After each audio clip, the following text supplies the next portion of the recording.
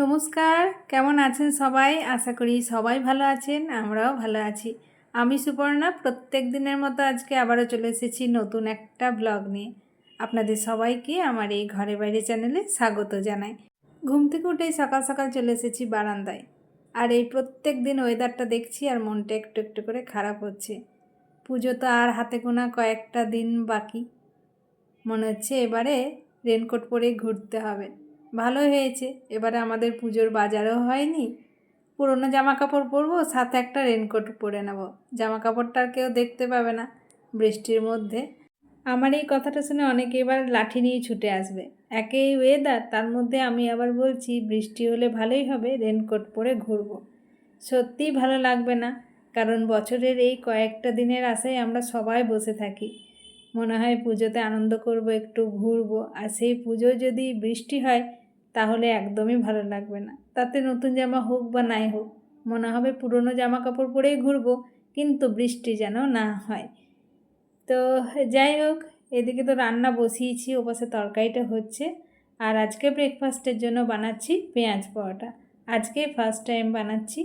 তো আমি পরোটা বানালে সাধারণত আটারই বানাই, লুচি বানালে আটার সাথে একটুখানি ময়দা মিক্স করি, কিন্তু পরোটা রুটি যাই বানাই না কেন আটারই বানাই। তো আটাটা মেখে নিয়েছি একটুখানি লবণ আর তেল দিয়ে। আর এদিকে পেঁয়াজ, কাঁচা লঙ্কা, একটুখানি ধনেপাতা ছোটো ছোটো করে কুচিয়ে রেখেছি। পেঁয়াজের মধ্যে আমি কিন্তু আগে লবণ অ্যাড করিনি।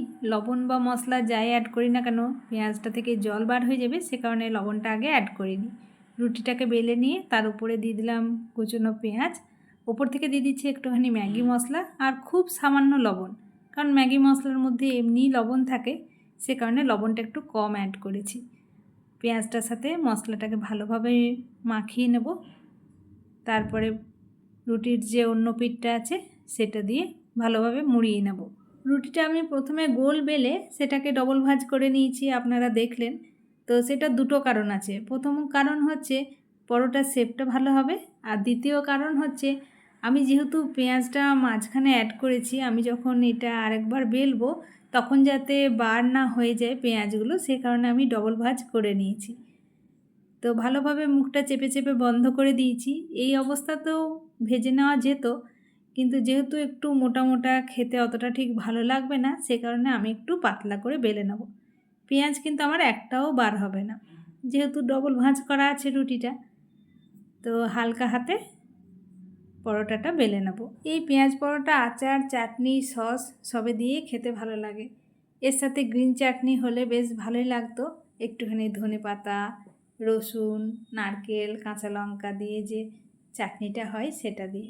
তবে আজকে আর চাটনিটা বানাবো না, আজকে আমি সস দিয়ে সার্ভ করব। তো পরোটা তো বেলা হয়ে গেছে, এবার একে একে পরোটাগুলো ভেজে নিই। ভাজতে তো বেশিক্ষণ সময় লাগবে না, কারণ এর মধ্যে তো বেশি কিছু মশলা অ্যাড করা নেই, শুধু আছে পেঁয়াজ আর ম্যাগি মশলা।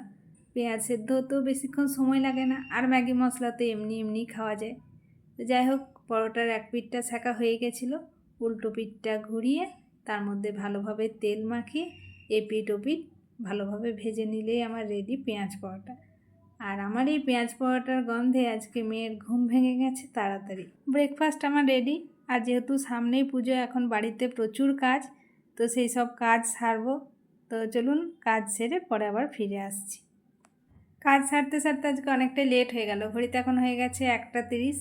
নিয়ে চলে এসেছি লাঞ্চের থালা নিয়ে, আমি আর মেয়ে দুজনেই। মেয়ে তো স্কুলে যায়নি, সামনেই পরীক্ষা, সেই কারণে। তো আজকে লাঞ্চের মেনুতে হয়েছে পেঁপে তরকারি, করলা ভাজা, সাথে আছে ডাল, দইটা তো রেগুলার থাকে, সাথে স্যালাড। তো চলুন খাবারটা খেয়ে নিই। আজকে সকালেই বলছিলাম আমাদের পুজোর বাজার হয়নি, আর বিকেলেই বাজারে এসে হাজির। সত্যি কথা বলতে সামনেই মেয়ের হাফ ইয়ারলি পরীক্ষা, আসার তেমনটা ইচ্ছে ছিল না, কিন্তু ওর যখন পরীক্ষা শেষ হবে তখন একেবারে পুজোর মুখে মুখে, আর কেনাকাটা কিছুই করা যাবে না। নিজেদের জন্য না হলেও বাড়িতে বাচ্চা থাকলে তার জন্য তো কেনাকাটা করতেই হয়। তো সেই কারণেই আজকে এসেছি। প্রথমেই ঢুকেছি শপিং মলে, বাজার কলকাতায়। আমরা শপিং মলে আসি ঠিকই, কিন্তু শপিং মল থেকে কোনো কিছুই কেনাকাটা করি না। কেন জানি না, শপিং মলের জিনিসগুলো আমার একদমই পছন্দ হয় না, সে কারণে শপিং মল থেকে কেনাকাটা করি না। শুধুমাত্র ঘুরে ফিরে দেখি আর সেখান থেকে বেরিয়ে যাই। তো একমাত্র শপিং মলেই ভিড় ছিল।